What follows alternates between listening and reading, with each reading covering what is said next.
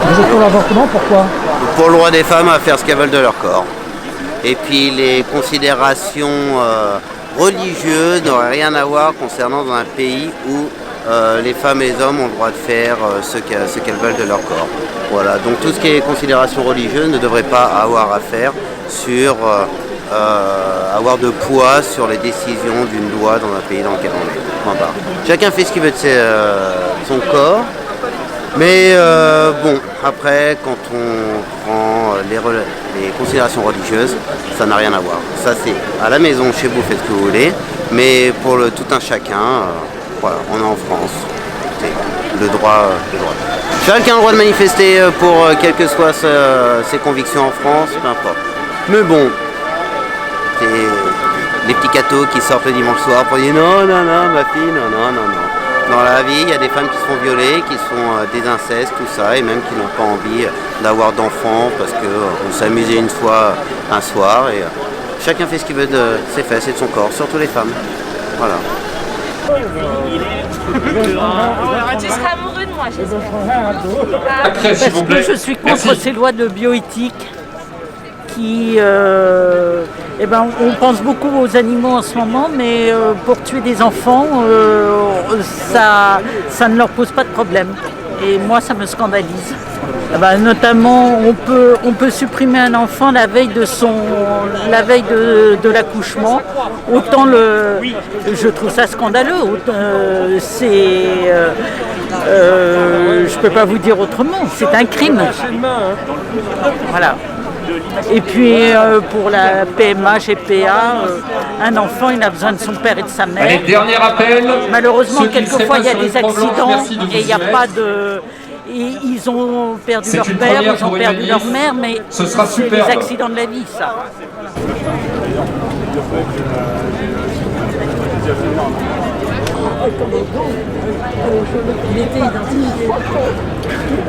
Aujourd'hui, nous sommes le 10 octobre 2020 et c'est un souhait des 22 associations de Marchons Enfants de marquer le coup dès la rentrée pour rappeler au gouvernement notre opposition à ce texte. En effet, il a souhaité faire accélérer le calendrier parlementaire cet été pour voter une partie du texte en catimini à l'Assemblée nationale. Et donc c'était important pour nous d'être là dès la rentrée pour montrer au gouvernement que voilà, malgré le contexte sanitaire et malgré les conditions de la vie démocratique particulièrement dégradées, nous étions présents. Le plus révoltant de ce texte, c'est qu'on va priver volontairement, délibérément et définitivement un enfant de son père pour toute sa vie. Et moi, je ne connais personne qui m'a déjà dit un jour j'ai pas connu mon père, quelle chance j'ai eu. Être privé de père, c'est une souffrance qu'on garde à vie et je ne la souhaite à personne. Et ce texte-là va simplement l'institutionnaliser et l'encourager. Écoutez, pour l'instant, il est encore loin d'être passé, il y a encore un très long processus parlementaire et nous allons nous mobiliser tout au long de ces étapes pour rappeler notre détermination et notre opposition à ce texte qui est un texte injuste, qui est un texte violent et qui va discriminer certains enfants.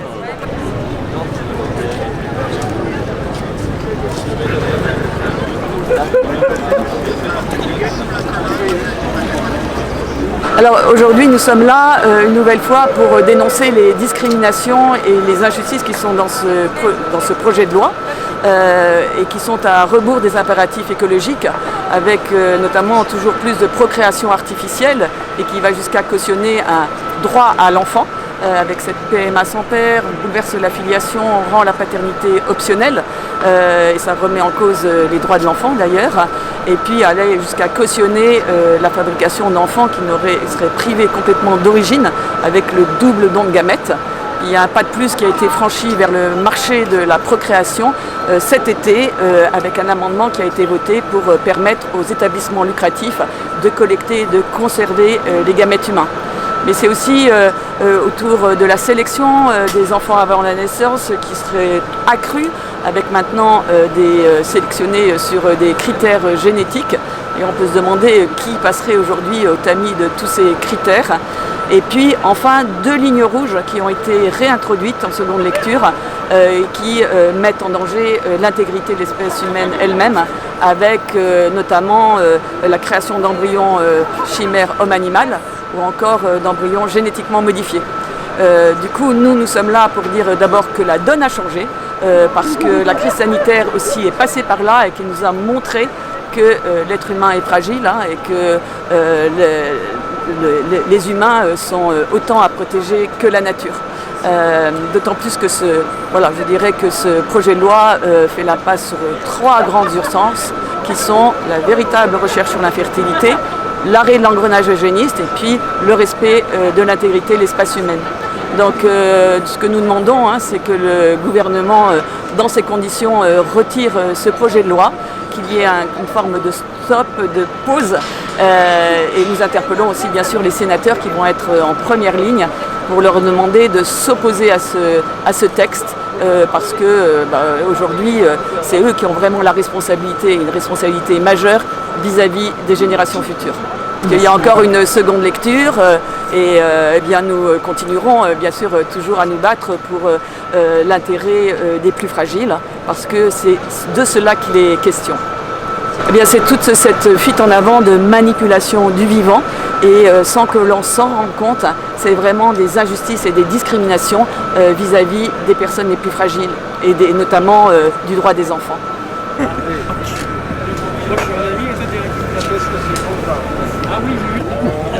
Décidément.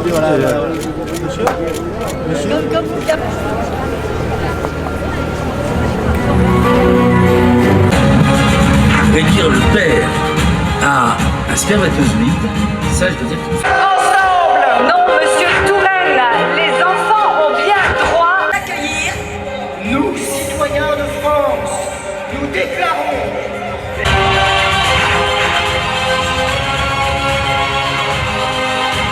de France.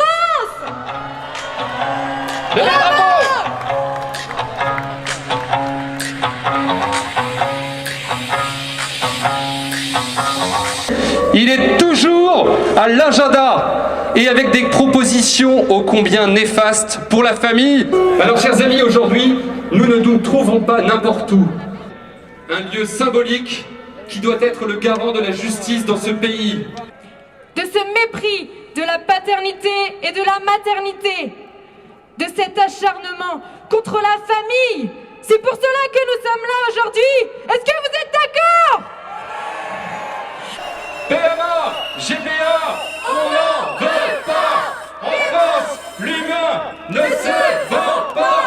PMA, GPA, on n'en veut pas. En France, l'humain ne se vend pas. GPA, on n'en veut pas. En France, l'humain ne se vend pas. Alors, pour commencer notre manifestation, chers et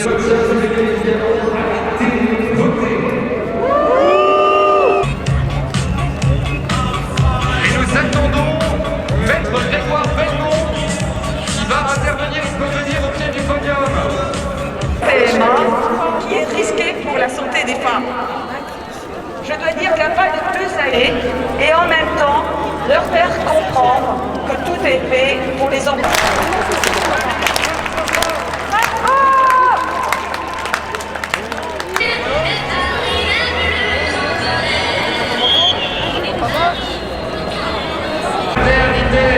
N'est pas une prestation. Les hommes devant, la fraternité, ce n'est pas une option.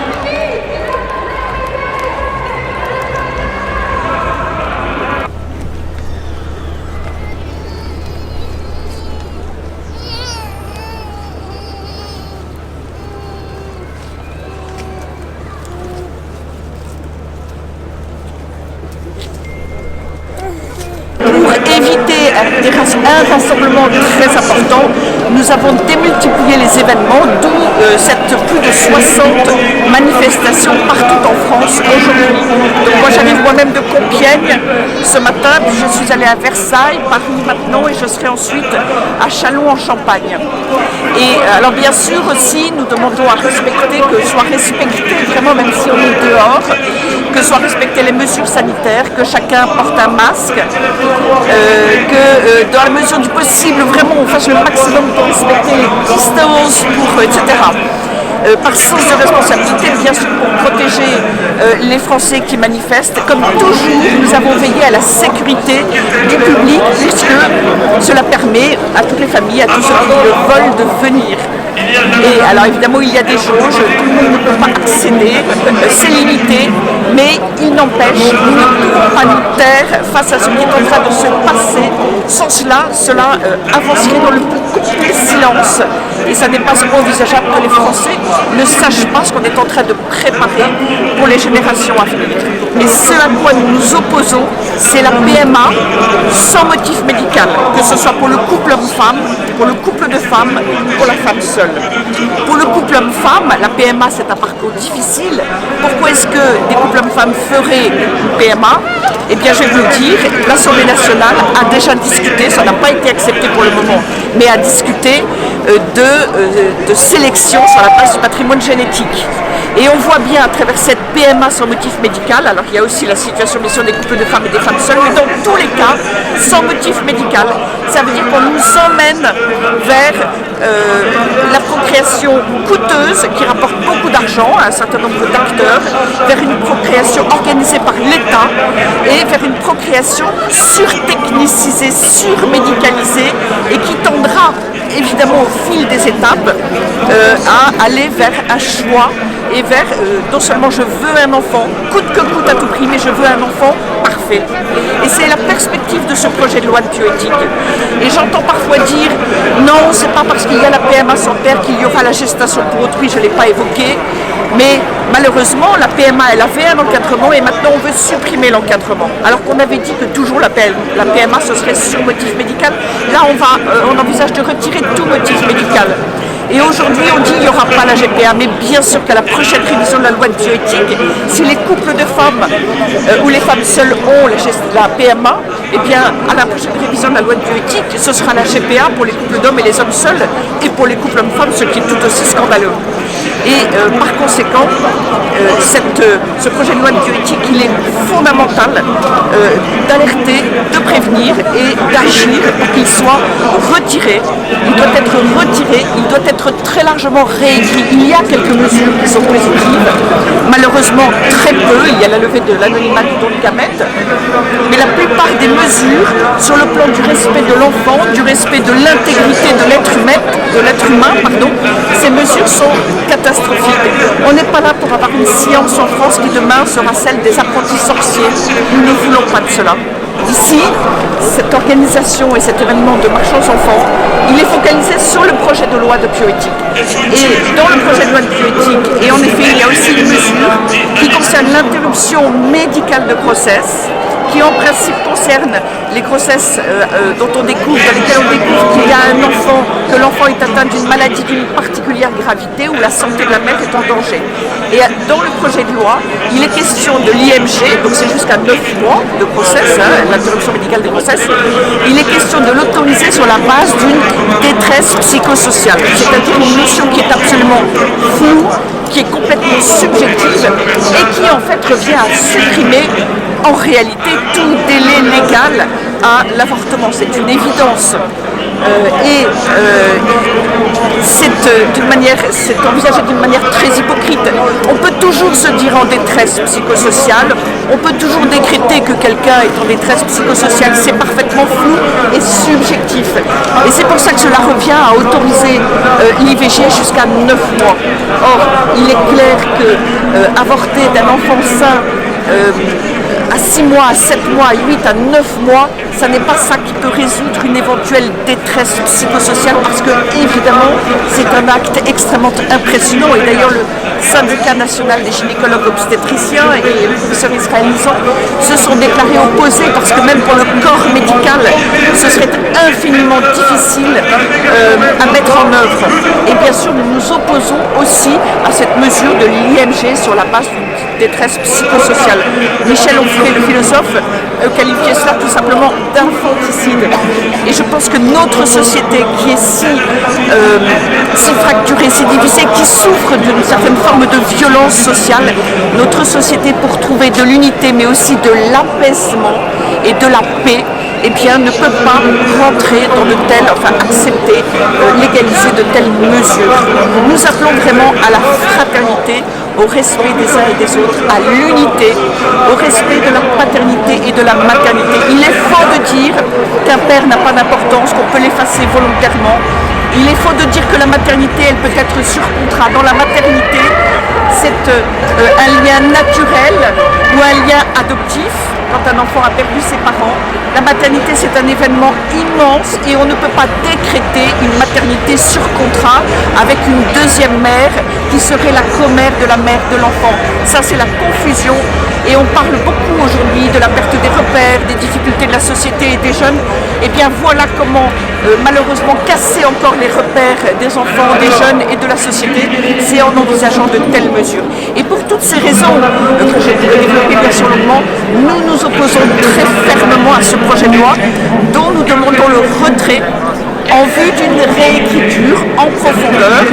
Et j'ajoute que, outre l'urgence écologique, et la question est là aussi, il y a la crise sanitaire qui fait que ça n'est pas le moment pour nos dirigeants, pour nos élus, de débattre de ces sujets-là. De tels songes nécessitent du calme, du recul, de la sérénité, nécessitent de se poser, nécessite d'éviter toute précipitation. Sans cela, c'est ce qu'on appelle d'ailleurs le principe de précaution, sans cela nous ferons évidemment des erreurs, et en la matière, des erreurs qui pourraient être tragiques. Et comme d'ailleurs les enfants nés de PMA avec tiers donneur, depuis des années disent comme ils souffrent de ne pas savoir qui est l'homme ou la femme qui leur a donné la vie, ils ne cessent de crier leur souffrance. Ne faisons pas à nouveau de telles erreurs pour les enfants et les générations à venir.